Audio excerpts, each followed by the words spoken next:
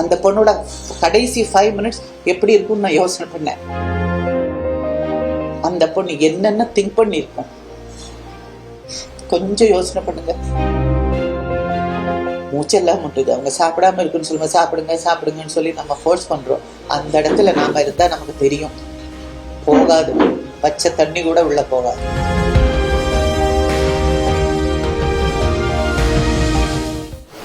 பயமா இருக்கு. வெளியே சொல்றது கூட அதை ஒரு கேள்வி பொருளா வைக்கிறாங்க. இந்த விஷயத்தெல்லாம் வெளியே சொல்றாங்களே, அதாவது இவங்களுக்கு ஏற்பட்ட கொடுமையை வெளியே சொன்னா கூட அதுமே ஒரு விவாதமாகிறது. நீங்க எப்படி பாக்குறீங்க? அப்படிங்களா? இந்த விஷயத்த நீங்க வெளியே சொன்ன அப்ப உங்க வீட்டுல பண்ண நீங்க வாய மூடிக்கிட்டு சும்மா இருப்பீங்களோ அப்படின்னு நம்ம கேட்க அளவுக்கு கொண்டு போய் விடக்கூடாது. என்ன இது மனசுல இருக்கிற விஷயத்த வெளியில சொன்னோம். ஏங்க கோயிலுக்கு போறதா சொல்லி ஒரு வண்டியில உட்காந்துட்டு அந்த கடைசி 5 நிமிஷம் அந்த பொண்ணோட மனசு, அந்த பொண்ணோட இதயத்துல வந்த விஷயங்கள் கொஞ்சம் யோசனை பண்ணி பார்த்துட்டு அந்த இடத்துல உங்க பொண்ணை வச்சு பாருங்க. அதுக்கப்புறம் வெளியில சொல்றீங்க அந்த மாதிரி இதெல்லாம் வராது. ஒருத்தரோட கண்ணீரை பார்த்து சந்தோஷப்படுறதுக்குன்னே நம்ம ஊர்ல சில ஆளுங்க இருக்காங்க, அதை வச்சு பிசினஸ் பண்றதுக்குன்னே சில பேர் இருக்காங்க. எனக்கு அதை விட இந்த நடந்த கொடுமைக்கு ஏன் எந்த ஸ்டெப்பும் உடனே எடுக்கல? அப்படியெல்லாம் ஒரு பவர் கிடைச்சு மற்ற கண்ட்ரீஸ்ல பண்ற மாதிரி சொல்றாங்கல்ல, கல்லால் அடிச்சு கொள்றாங்க, திருடியாச்சுன்னா 4 இடத்துல இப்படி கயிறு கட்டிட்டு பிடிச்சி இழுத்து கொலை பண்ணிடுறாங்க, கழுத்தை வெட்டுறாங்க.